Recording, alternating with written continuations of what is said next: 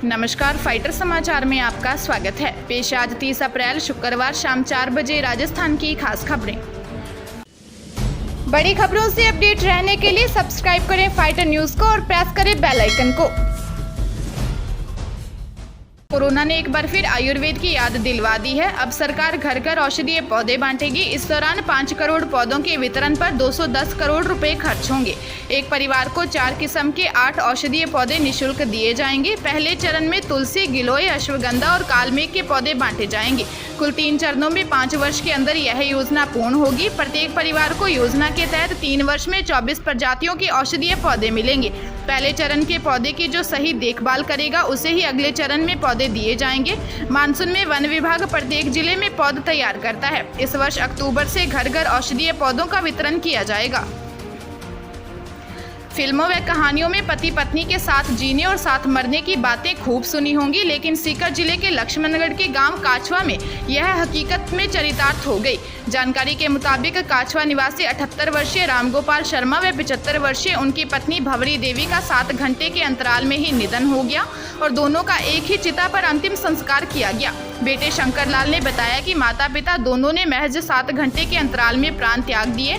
दोनों का एक ही चिता पर अंतिम संस्कार किया गया। रामगोपाल के 2 पुत्रों व 3 बेटियां समेत 5 संतानें हैं। धौलपुर जिला पुलिस अधीक्षक केसर सिंह शेखावत ने कोविड-19 को लेकर सख्ती करते हुए पुलिस कर्मियों को 2 टूक संदेश देते हुए कहा कि कोरोना गाइडलाइन की पालना सुनिश्चित करवाने में किसी तरह की लापरवाही बर्दाश्त नहीं की जाएगी। लापरवाही बरतने पर पिछले 3 दिन में 2 SHO को लाइन हाजिर कर SP ने तलक तेवर दिखाए हैं। जिले में गाइडलाइन की पालना करवाने के लिए पुलिस ने सख्ती जारी है। इस दौरान पुलिस ने पिछले 24 घंटे में 419 कार्रवाइयां कर 1,03,000 रुपये का जुर्माना वसूला है। साथ ही 95 वाहनों को जब्त करने की कार्रवाई की है। लंबी लड़ाई और कोर्ट कचहरी के बाद राजद सुप्रीमो लालू प्रसाद यादव जेल से रिहा हो गए हैं।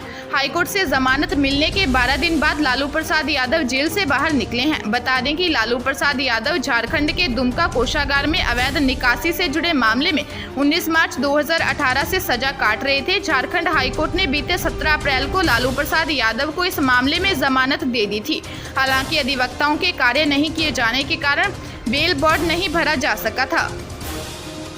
चित्तौड़गढ़ जिले के भदेसर थाना क्षेत्र की ग्राम पंचायत भालुंडी के गांव बालियों की ढाणी में आज किसी के घर में चूल्हा नहीं जला। गांव के उस युवक की मौत हो गई जो 2 दिन पहले ही शादी कर दुल्हन घर लेकर आया था। दरअसल गांव भालुंडी के युवक की शादी 25 अप्रैल की थी। बारात 25 अप्रैल को राजसमंद जिले के गांव धनेरियागढ़ गई थी। 26 अप्रैल को बारात लौट कर आ गई, लेकिन इसी दौरान युवक की तबीयत खराब हो गई। युवक को उपचार के लिए जिला अस्पताल में भर्ती करवाया गया, लेकिन उपचार के दौरान युवक की मौत हो गई। मुख्यमंत्री अशोक गहलोत ने कोविड-19 महामारी से उपजी विषम परिस्थितियों में भी कनिष्ठ लिपिक भर्ती 2018 के बेरोजगार अभ्यर्थियों को नियुक्ति देने की दिशा में एक संवेदनशील निर्णय किया है।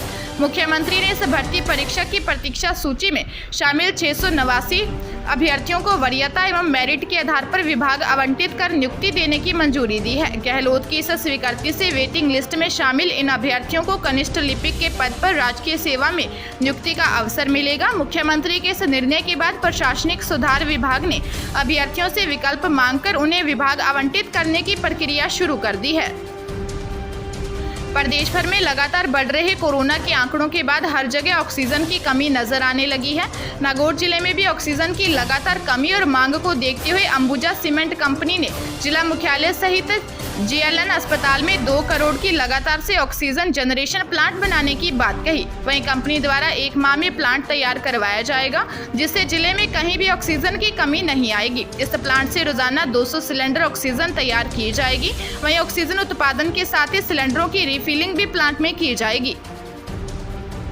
CBSE 10वीं बोर्ड की 4 मई को होने वाली परीक्षा स्थगित हो चुकी है। अब बोर्ड CCE पैटर्न के मॉडल पर रिजल्ट देने की तैयारी कर रहा है।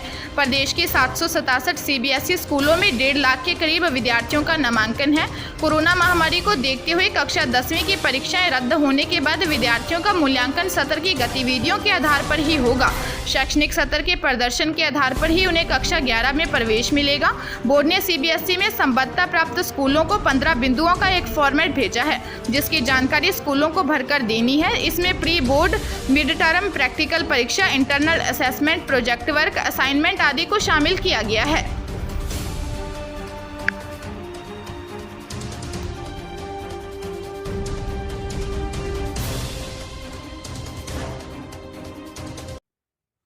नमस्कार। कोरोना संक्रमण हम सभी के लिए एक चुनौती है जिसे हम एकजुट होकर हराना है।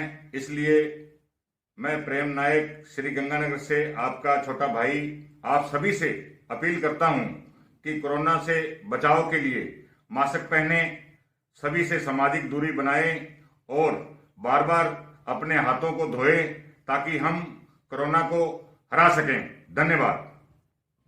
ताजा तरीन खबरों के लिए फाइटर न्यूज को सब्सक्राइब करें और बेल आइकन को प्रेस करें ताकि नई न्यूज अपडेट होते ही आपके फोन की घंटी बज जाए।